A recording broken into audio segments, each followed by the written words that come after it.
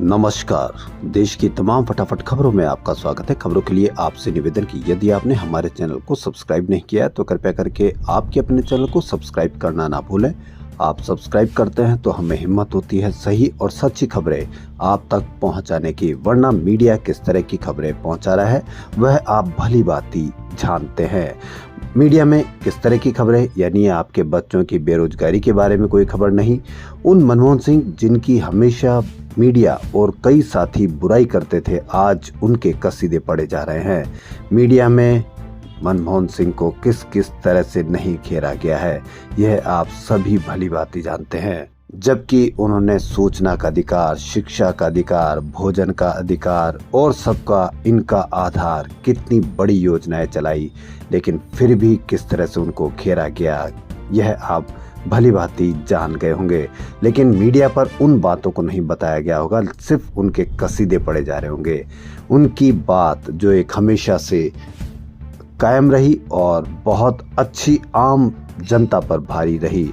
उनका कहना था कि हजारों जवाबों से अच्छी है मेरी खामोशी। जी हां, 27 अगस्त 2012 को संसद परिसर में यह शेर पढ़ने वाले मनमोहन हमेशा के लिए खामोश हुए। पूर्व प्रधानमंत्री पद्म विभूषण डॉक्टर मनमोहन सिंह ने 26 दिसंबर को दिल्ली एम्स में अंतिम सांस ली। हमेशा आसमानी रंग की पगड़ी पहनने वाले मनमोहन ने 22 मई 2004 को भारत के 14वें प्रधानमंत्री के तौर पर शपथ ली थी। उन्होंने लोकसभा में बयान देने के बाद संसद भवन के बाहर मीडिया में भी बयान दिया। उन्होंने अपनी खामोशी पर ताना कहने वालों को जवाब देते हुए शेर पढ़ा, हजारों जवाबों से अच्छी है मेरी खामोशी। न जाने कितने सवालों की आबरू रखी।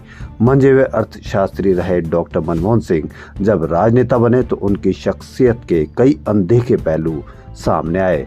मनमोहन सिंह ने 2014 में प्रेस कॉन्फ्रेंस कर अमेरिका के साथ परमाणु करार की घोषणा की। यह किसी भारतीय प्रधानमंत्री की आखिरी प्रेस कॉन्फ्रेंस थी। इस दौरान उनके सामने 100 से ज्यादा पत्रकार संपादक बैठे हुए थे। यूपीए सरकार भ्रष्टाचार के आरोपों से घिरी हुई थी और सारे सवाल उसी से जुड़े हुए थे।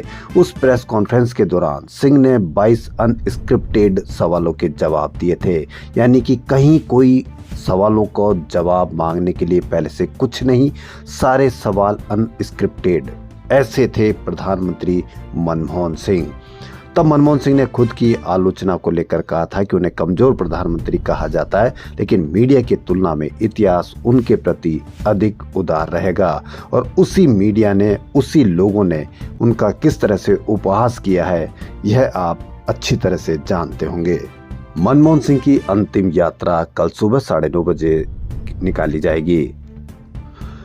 मनमोहन सिंह की मृत्यु की खबर, निधन की खबर सुनने के बाद देश भर में शोक की लहर उठ गई। कांग्रेस सांसद राहुल गांधी ने पूर्व प्रधानमंत्री मनमोहन सिंह के निधन पर भारी शोक जताया। उन्होंने सोशल मीडिया प्लेटफॉर्म एक्स पर पोस्ट कर लिखा कि डॉक्टर मनमोहन सिंह के निधन से मैंने अब मेंटर खो दिया। हम में से लाखों लोग जो उनके प्रशंसक थे उन्हें बहुत गर्व के साथ याद करेंगे। राहुल गांधी ने कहा कि मनमोहन सिंह जी ने बहुत समझदारी और ईमानदारी से भारत का नेतृत्व किया। उनकी विनम्रता और अर्थशास्त्र की गहरी समझ ने देश को प्रेरित किया। कांग्रेस सांसद ने उनके परिवार के प्रति संवेदना व्यक्त करते हुए कहा कि श्रीमती कौर और उनके परिवार के प्रति मेरी गहरी संवेदनाएं हैं। कांग्रेस ने कर्नाटक के बेलगावी में होने वाले कांग्रेस कमेटी की बैठक को रद्द कर दिया। इसके बाद कर्नाटक के उप मुख्यमंत्री डीके शिवकुमार ने गुरुवार को बताया कि पूर्व प्रधानमंत्री मनमोहन सिंह के निधन के कारण बेलगावी में कांग्रेस का अधिवेशन रद्द कर दिया गया है।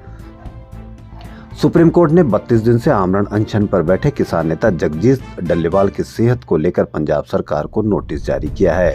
कोर्ट ने शुक्रवार को कहा कि डल्लेवाल को दी जा रही मेडिकल मदद जारी रहे। ऐसा लग रहा है कि पंजाब सरकार ऐसा नहीं कर रही।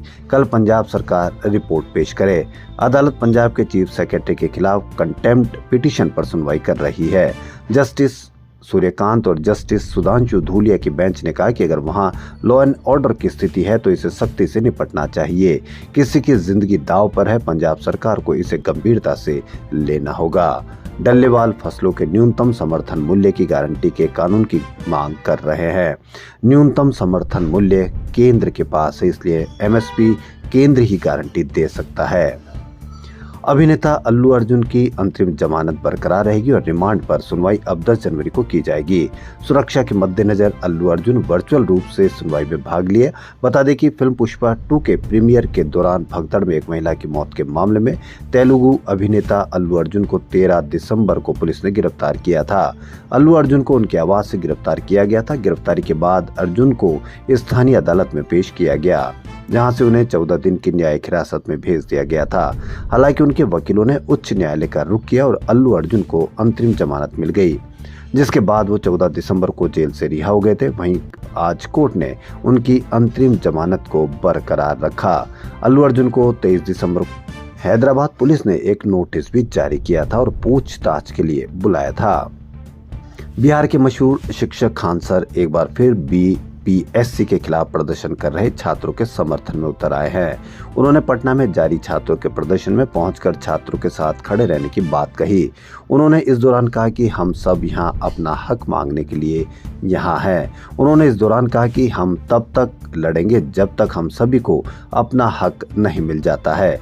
आपको बता दें कि 25 दिसंबर को बीपीएससी के खिलाफ जारी प्रदर्शन शामिल छात्रों पर पुलिस की लाठीचार्ज के बाद ये पहला मौका है जब खान सर छात्रों के साथ एक बार फिर खड़े दिख रहे हैं। सरकार अगर अड़ी है तो छात्र लोग कौन से पीछे हट गए हैं। हम अपने हक की लड़ाई के लिए यहाँ हैं। सरकार कहती है कि बेटी बचाओ बेटी पढ़ाओ और पटना पर पुलिस ने बेटी पर लाठी चलाया है, यह सही नहीं है।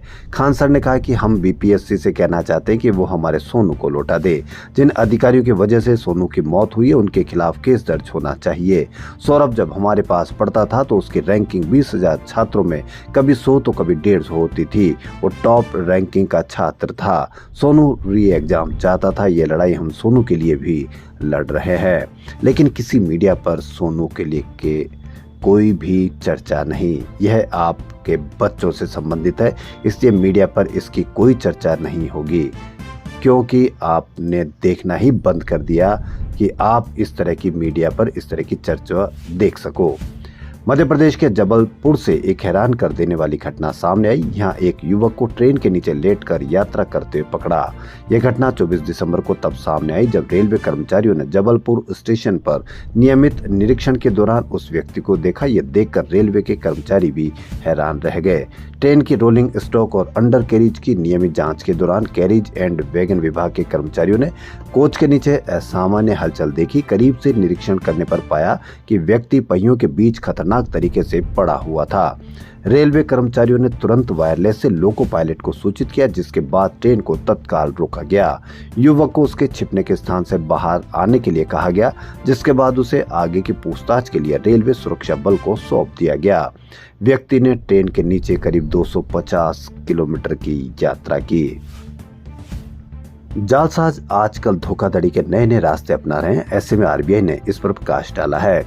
भारतीय रिजर्व बैंक द्वारा जारी की गई रिपोर्ट ने बैंक धोखाधड़ी के मामलों को लेकर वृद्धि का आंकड़ा सामने आ रहा है। वित्त वर्ष 2024-25 की पहली छमाही में बैंकों में धोखाधड़ी की घटनाओं में 8 गुना बढ़ोतरी हुई है, जिससे कुल धोखाधड़ी का आंकड़ा 21,367 करोड़ रुपए तक पहुंच गया है। 21,367 करोड़ रुपए आपकी जेब से निकल गए, लेकिन आपकी पैसे के लिए किसी मीडिया पर कोई चर्चा नहीं, क्योंकि यह भुगत आप रहे हो। जब आप भुगत रहे हो तो किसी को कोई चिंता नहीं है, क्योंकि आपने उन चीज़ों को बढ़ावा देना शुरू कर दिया है या उन खबरों को बढ़ावा देना ज़्यादा शुरू कर दिया है जिससे आपको कोई सरोकार नहीं है। आपके बच्चों की बेरोजगारी से सरोकार है उसको, नहीं आपके बच्चों की या महंगी होती शिक्षा या होती महंगाई का कोई सरोकार अब आपको नहीं रहा। जब आपको ऐसी खबरों से सरोकार ही नहीं रहा तो ऐसी घटनाओं को कोई चर्चा मीडिया नहीं दिखाएगी, क्योंकि जब आपको ही इंटरेस्ट नहीं है तो मीडिया को क्यों होने वाला है। खबरों फिलहाल इतना ही। यदि आपको हमारा चैनल पसंद आए तो लाइक, सब्सक्राइब और शेयर अवश्य करें। धन्यवाद।